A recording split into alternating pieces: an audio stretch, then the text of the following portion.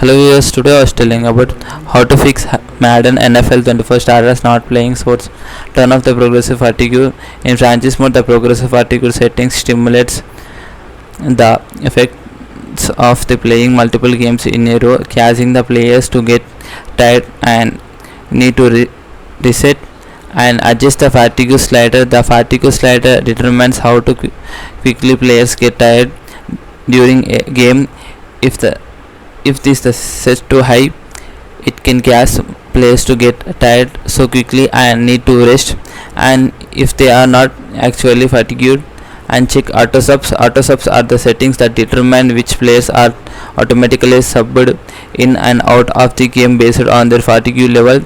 If these settings are not adjusted correctly, they can cause starters to be benched even they are not actually tired. Update the game. Sometimes the issue of starters not playing can be caused by a game glitch or bug. By updating the game to latest version, you can ensure that any known issues has been fixed and that your game are running smoothly. And rebuild the database and catch if the issue persists. Even updating the game if may caused by a corrupted database or catch. By rebuilding these files, you can clear the glitches or errors that may by catching the issue and get your starters back on field.